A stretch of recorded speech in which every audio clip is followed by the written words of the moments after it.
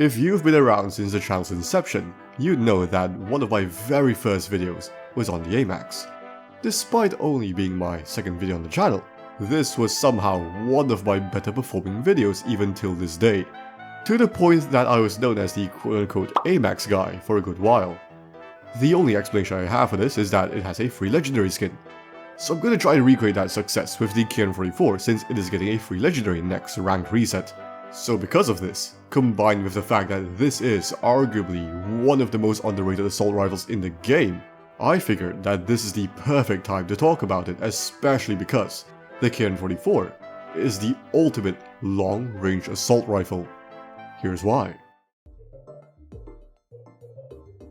So in addition to receiving a legendary, the KN-44 also got a buff this season.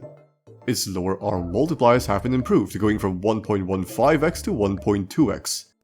Previously, you required all 3 shots to hit the lower arms to 3-tap in the initial damage phase, assuming you didn't get a chest shot. But now, you can land 1 upper arm shot in the mix and still 3-tap. This also affects the second damage phase, as landing just a single lower arm shot will guarantee a 4-tap. Overall, this change is a fairly minor improvement to its damage consistency, but an improvement nonetheless. The KN's damage in the final damage phase has also been increased from 19 to 21. This means that it will never take more than 5 shots to kill, regardless of where you hit on the body. This sounds very impressive until you realize that you'll pretty much never encounter gunfights beyond the second damage phase, so this buff is basically unnoticeable. I shall be pitting the KN-44 against the meta 3-tap assault rifles, which includes the HVK-30 and the DRH. Starting off with the lethality as per usual, the KN-44 has a very impressive 3-tap time to kill of 192 milliseconds. This puts it right in between the HVK and DRH, meaning that this is one of the fastest killing assault rifles in the game, excluding 2-tap and burst weapons. In fact, out of all the 3-tap assault rifles, the only ones that kill faster than it are the HVK-30 and the newly buffed BK-57. But unlike those 2 weapons, the KN-44's range is about twice as long, rivaling the DRH at 38 meters. This covers basically every practical range you can find in standard multiplayer, which makes it exceptionally lethal at longer ranges, beating practically anything that isn't a DMR. Beyond this range, the KN will 4-tap for a time to kill of 288 milliseconds, which is extremely impressive given that most weapons will kill slower than 300 milliseconds beyond this range. Although you'll rarely have to worry about it given that most gunfights are within 35 meters in standard multiplayer. Speaking of longer ranges, the KN-44 is decently accurate, so it can make use of its impressive range profile. Its BSA is top tier, being more than enough for every practical sightline in standard multiplayer. Recoil is moderate. The first 10 shots have fairly low kick and go up into the right. It will then switch to the left with noticeably higher magnitude for the next 6 shots. After that, it will go back to the right with the lower kick. So it will be in your best interest to kill the enemy in the first 10 shots, before the recoil actually starts kicking. Magazine capacity is above average for a 3-tap weapon at 38. Compared to the DRH and HVK, this gives you quite a bit more sustainability as you can get away with more kills before having to reload. Its reload times are also decently fast, taking 1.12 seconds for its tactical reload and 1.5 seconds when reloading from empty, so in the event that you do run out of ammo, you won't be out of the game for very long. When it comes to mobility and handling, the KN-44 is average. Its ADS time is fairly mediocre at 282 milliseconds.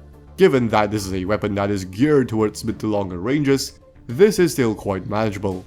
Mobility wise, the KN-44 has a sprint speed of 6.18 meters per second and a strafe speed of 3.13 meters per second. This is decently competitive and is in line with a lot of the flex weapons, but isn't exactly anything to write home about. Now if you just look at all of this on paper, the KN-44 looks downright insane. Top tier range, an incredibly fast 3-tap time to kill, good accuracy, and a decent mag size. That sounds like the perfect assault rifle all around. Why aren't more people using it? Well, that's because the stats don't paint a full picture of the weapon's effectiveness. Some of you might have caught on to me saying about a minute ago, given that this is a weapon that is geared towards mid to longer ranges, but why is that? You'd think that a sub 200 milliseconds time to kill means that it will be great in aggressive scenarios, right? Yes and no.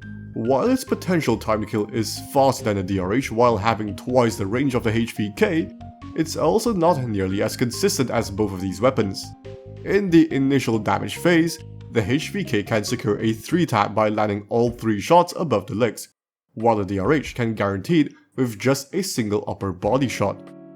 The KN-44 on the other hand requires either 1 chest shot and 1 lower arm shot, or 2 lower arm shots and 1 upper arm shot.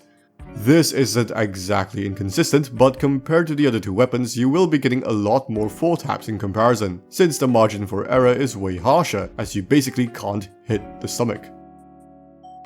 And in the event that you do get a 4-tap, its time to kill at this range is quite slow at 288 milliseconds. This combined with its mediocre ADS time means that it is not quite as reliable in closer ranges, as if you don't get the 3-tap, you're fine. Instead, you're better off staying at mid to longer ranges where it's generally easier to aim for upper body shots, since the enemy isn't moving across your screen quite as quickly. At this range it is also a lot safer, since you're outranging a lot of the faster killing weapons, and you get to properly utilize its excellent range and initial recoil. When it comes to the AR category, it can be broken down into 2 distinct roles: Flex ARs and Main ARs. Flex ARs are, as the name suggests, flexible weapons that can handle pretty much any range, featuring faster close range time to kill and or handling, while not losing too much performance at longer ranges. This makes them the more versatile of the 2, as while they rarely excel at one specific range, they perform good enough in most scenarios, being able to make aggressive plays, push into objectives, and take fights up to decent ranges. Examples include the Odin, XM4, and HVK-30. Main ARs on the other hand are more specialized, focusing on mid to longer ranges thanks to their superior accuracy and damage range, usually sacrificing their close to mid-range performance in the form of slower time to kill and or mobility. These reward a more passive playstyle in which you keep your distance from the enemy and hold angles. Examples include the LK-24, Kilo 141, and M16 Wildfire. Now the biggest problem that main ARs face in the current meta is that most gunfights happen within close to mid-range, i.e. 0 to 35 meters. This means that the long-range utility of a main AR is less often realized, and since these weapons are generally weaker in closer ranges, they will struggle in the more common engagements. If you're playing in respawn game modes such as Hardpoint and Domination, this is especially problematic, as when your team needs to push into the objective, you with your main assault rifle can only sit back and watch as you force your team into a 4v5. And even if you somehow manage to avoid every close to mid-range encounter and stay at the longest of ranges, you're still not the best at your job. Main ARs will still lose to LMGs, DMRs, and sniper rifles at range.